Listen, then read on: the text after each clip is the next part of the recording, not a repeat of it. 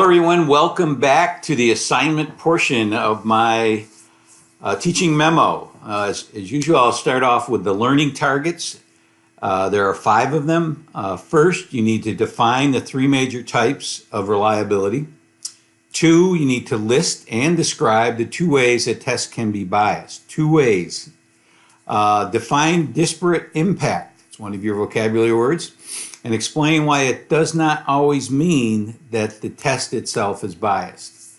Accurately define the 3 types of validity evidence and describe 2 ways a classroom teacher can ensure content validity of self-created tests. So those are all important ideas that you should walk away from the session with.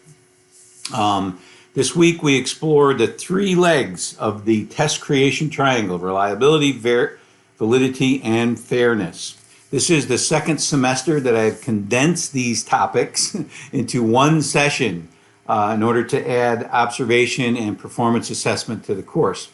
While I do not expect you to dive deep into this, I do expect you to come away mastering learning targets 1 through 5. You need to know definitions of these vocabulary terms: alternate form, inter-rater and test-retest reliability, consequential and content-related validity, internal consistency, reliability, and disparate impact. So those are vocabulary words that you will be filling out this week. Session 6 assignments this week, you'll continue with the Harder Than the Dickens discussion board. As I mentioned earlier, I have added a teaching memo post. You have my first quiz. I don't know if I'm going to give 2 quizzes because I used to give it in the next to the last session, and there's just too much work due then. So this may be your first and only vocabulary quiz.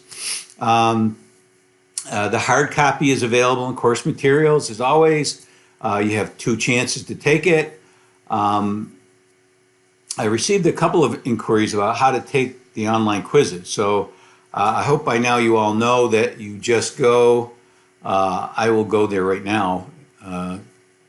You just go and click on the link right here and you start taking it, begin.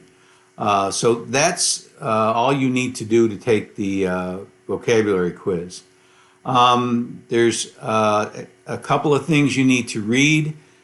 Cohen's Popham, this is your textbook, chapter 5 on fairness. It used to be called absence of bias, but now I think they've generalized it into fairness because a lot of people use that term and they use it indiscriminately. And Cohen and Spencer have validity and reliability in their chapter 5. So those are your reading materials for this session. You also have a survey, a student feedback survey. I believe this is going to be in all of your courses, that midway through the course you give a feedback. This has helped me. I've made some mid-course changes. I've eliminated some things. I've made things clearer. I've explained things better based on this student feedback. So please take a minute. It'll probably take you 2 minutes to do this. Student feedback. Again, just click on the link here. And start looking at the EdTPA Elementary Assessment Handbook. You can click on this link right here and that will pull it up. You can download it. If you are getting your EdTPA in the elementary, I use elementary because that's the section I'm assigned to. I'm assigned to grades 3 through 6 in the Turo Master's Program. So I use the elementary. They're all pretty much the same. I'm not familiar or even if there is a birth through 2.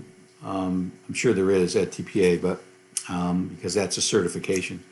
But I use this one, and because many of you, even if you're pre-K now, you may be elementary school teachers eventually. So becoming familiar with this document they can't hurt you. So we will be using this one. Please don't use the secondary one or the pre-K one, and I'm not sure. There it is. And this is hasn't changed since 2017. And you'll see there are 4 tasks: planning, instructing, assessing, literacy, and assessing mathematics learning. And there's a fifth section called professional responsibility. So that's what we'll be. You can get familiar with that, start reading that.